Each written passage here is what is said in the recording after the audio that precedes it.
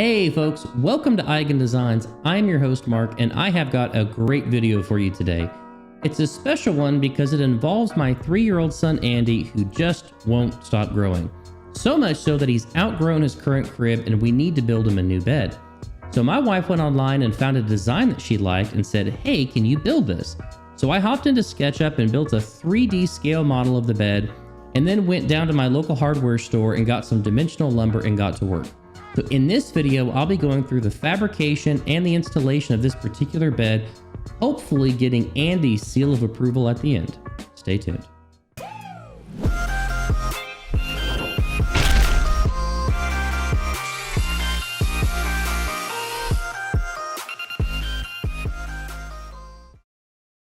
So before I hop into the design of the bed, let me give you some background behind why we're building it. Andy is about 3.5 years old, and he's gotten so tall that he doesn't really fit in his crib anymore. And as a result, he doesn't sleep in his crib. He actually crawls out of there in the middle of the night and sleeps on this navy blue foam mattress that we have. It's essentially a fold-out futon mattress that he likes to sleep on. So we've discovered that he likes to sleep near the ground and he needs more space. So we started looking at potential bed options that could accommodate these two things. So my wife went online and found a picture of a few different bed designs she liked and said, hey, can you build something like this? And I said, yeah, sure. The first thing I did was go into Andy's room and take some measurements of the two walls that it would be bordering against, just to get a rough idea of the footprint. Now, Andy didn't miss a beat. He grabbed an Allen key and started disassembling his bed to make way for the new one. He was pretty excited about this whole process. And once we had his current crib out of the way, we began to get an idea of what type of a bed could go here, and the idea was to get a full-size bed with a reading nook. So using the picture that my wife gave me as a guide, I went into SketchUp and created a scale model of what the bed could look like, assuming the bed portion was a full-size bed, which should give Andy plenty of room to grow into in the coming years. And as I was creating this model, I used pieces of lumber that are common dimensional sized lumber that you can get from a big box hardware store, so I can then later use this to create a material list whenever we go to build it. I'm going to break this build down into the fabrication and the assembly. The fabrication kicked off by me trying to use the remaining lumber that we had left over from a tree house we built a number of years ago. This really helped cut down on the material cost for this particular project. The rest of the lumber was sourced from our local big box hardware store. I began the fabrication by cutting the 1x10 boards to length, which will serve as both the bed rails and the outer box frame for the bed. I used my trash can as a stop block to help make accurate, repeatable cuts. I then batch cut 34 wooden boards that are going to serve as the roofing panel in the final construction. Once all the pieces were cut, I then took 120 grit sandpaper and did a once-over on all the pieces to make sure that there was no splinters and no rough surfaces that would be harmful to the touch. I then took an 1/8 inch round over and made sure that any corners that Andy might come in contact with were rounded over.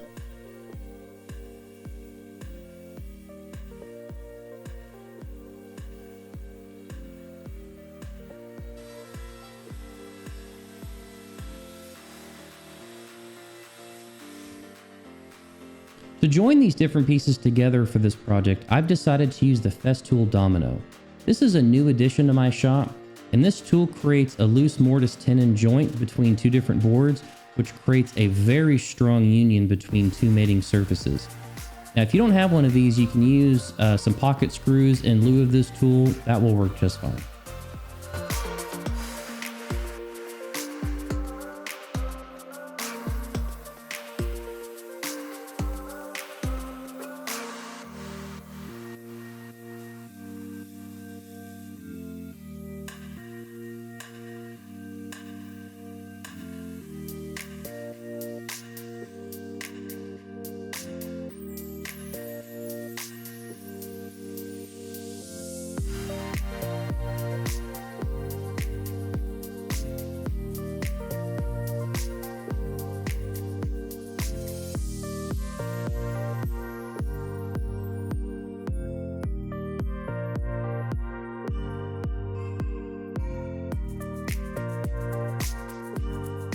Once all the mortises are cut, I then place the tenons and do a quick dry fit before applying any glue, just to make sure everything fits together nicely.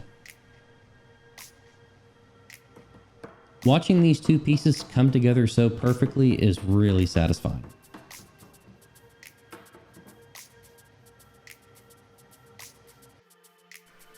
It's now time to focus on the bed rails. The bed rails are going to support the slats which go under the mattress, which supports all the weight above it. So these need to be pretty strong. I secure them in place using a combination of wood glue and some coarse threaded wooden screws.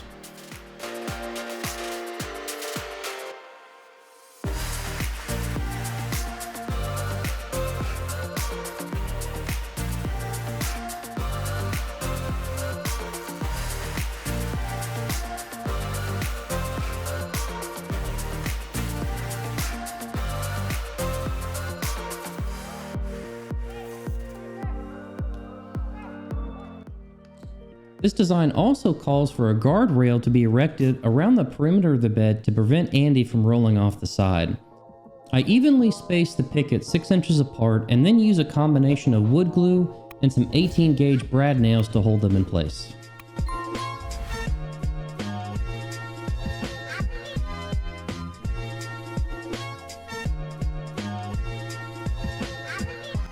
I follow a very similar process to create the last bed rail, but pay close attention to my SketchUp model where the gap needs to be in order to allow Andy to get in and out of the bed easily. After referencing this model and taking the right dimensions, I then secure the pickets and the boards in place using some wood glue and some more 18 gauge brad nails.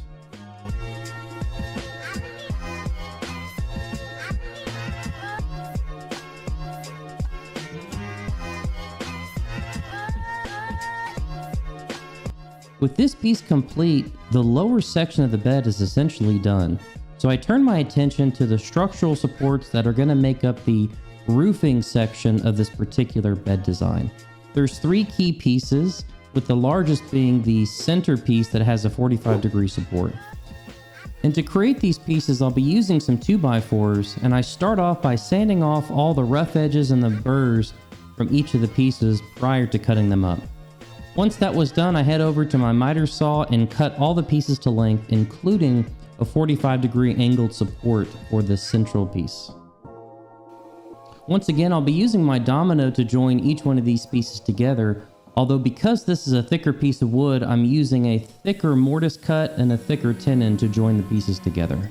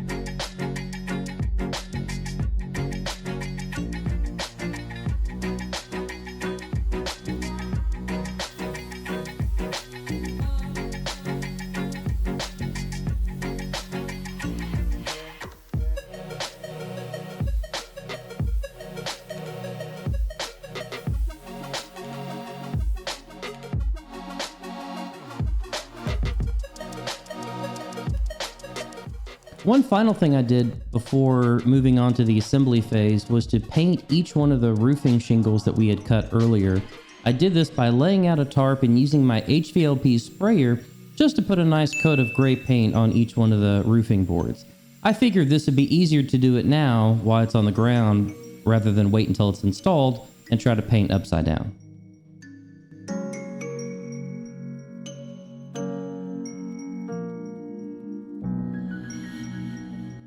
The assembly of all the various pieces came together like individual Lego pieces. I put a bit of glue in each one of the mortises that the domino had cut, and then I coated the domino tenons themselves, and each one of the pieces fit together like a big jigsaw puzzle. The small reading nook area was the only piece of this puzzle that I could assemble in the workshop. Everything else had to be assembled in his room because it was just going to be too big for me to move by myself. That's part of the reason why I designed it this way, is so that it could be installed by a single person and then modularly fit together like a big puzzle piece. And as you see these different pieces come together, you might be wondering, why did I decide to paint things at certain times and not wait until everything was completely assembled? It's because it was a constant leapfrog between waiting on glued joints to dry and waiting on paint to dry. So I try to remain productive as often as I could and try to keep this build going. So if you're wondering why some things were done a little bit out of order, that's the reason why. Now I also used dominoes to hold the center support piece and the outer support piece together using those little bookshelves, and that worked really well. I was unable to get my air compressor hose all the way inside, so in lieu of being able to use my brad nailer, I decided to use just some wood screws to hold the faceplate of the bookshelf together like that. I later came back with a little bit of caulking to cover these screw holes, and then I painted over it. Once all the support members were in place, I then came back and measured and cut 4 roof rafters that will eventually support the roof struts that we were painting earlier.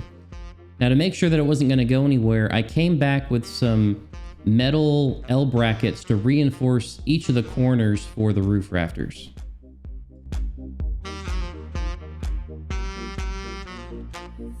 With all 4 rafters installed, the frame was really starting to take shape. I then came back and ran a ledge on the inside of the rafters that's going to create a place for me to run some LEDs that are going to shine up towards the roof. This is going to create a really nice glow effect without shining LEDs brightly directly down into Andy's eyes. But before we do that, we still need to make the back panel that's going to have a window cut out for Andy's bed. So I start off by taking a scrap rectangular piece of plywood, centering it within my 1/2-inch sheet of plywood, and then cutting out a rectangular hole that's going to serve as the window in this particular back panel. I do this by cutting a hole in the corner using a paddle bit and then fitting the blade of the jigsaw end where I can finish cutting the rectangular hole out from the center of the plywood. I wasn't striving for perfection here because I knew that I was going to come back with some 2-inch trim and frame it up and make it look really nice. Now that we're in the home stretch, it's time to finish painting the pieces that I haven't yet gotten to. And I paint this using a white cabinet grade paint and a semi-gloss finish in hopes that it'll stand up to the inevitable torture that Andy's going to give it over the coming years. This part went surprisingly quickly and was really satisfying to see everything come together.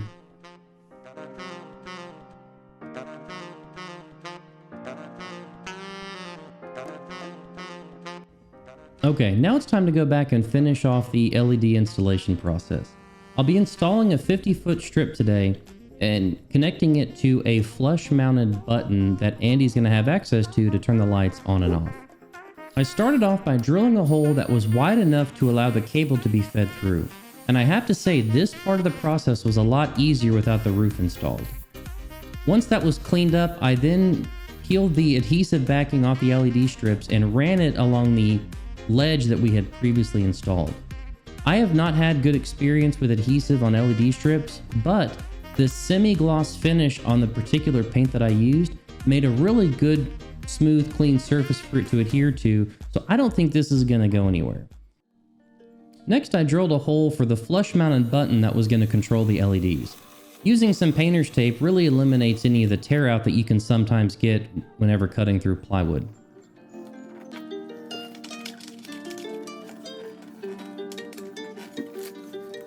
Once the button was installed and wired up, I gave it a quick test, and the LEDs appear to be working. We're in good shape. Last step in this process is just to install the 34 roof panels that we had previously cut and painted, which are now dry and ready for installation. Now, I didn't mention this earlier, but while I was building the bed, my wife actually took Andy over to her parents' place so that he didn't have any of the fumes while I was painting, and also so that the reveal would be a complete surprise. And as I was filming this section right here, I got a call from my wife saying that they were on their way. So I quickly put on the slats, the mattress, all the bed sheets, and waited for the grand reveal. So a few moments later, the door opens and then this happens. Hey, bud. Yeah. Is this your new bed?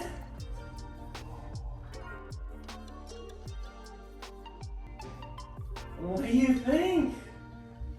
Don't put the toys on my bed? Yes. You got your books? But why put the toys on my bed? I got a toy for my bed. Andy, why don't you crawl on your bed? So that's your reading area, and then your blue part is the bed. That's your bed? I like that bed. You like that bed? Yeah. Can you tell thank you to Daddy? Thank you. Now I have a surprise for you. What? Let's look behind the blue pillows. You see the blue pillows? Let's look behind them. See if you find something. On the right hand side, push the button. Look up. Do you have some little lights up there, buddy? You push it again and it turns them off. And they can be any color you want them to be. Pink, purple, blue. You like the new bed, Andy? And then a button. Yeah, And what's purple? you want purple? Yeah. Well, Thank you for giving this new bed, Daddy. you're very welcome, I bud. like this bed. I like it too. Did you like my bed? I love your bed. You're Like one it? lucky boy, Andy. Do you like it? I do. I like my bed. So I think it's safe to say that we have Andy's seal of approval for this project. And that makes me incredibly proud as a woodworking father to have your son's seal of approval on such a big project like this. Now, I'm happy with how this project turned out overall. The way the colors came together, the size for this particular room, I think that was a really good fit. I think the LEDs are a really nice touch. I found that we use the white lights at night to read books before we go to bed. And then whenever he's laying in bed, he can turn the LEDs any color that he wants to, and then ultimately turn them off before he goes to sleep. That's a really nice touch. That's going to be it for this video. If you like this content, smash that like button, subscribe if you want to see more content like this, and I look forward to seeing you on the next one.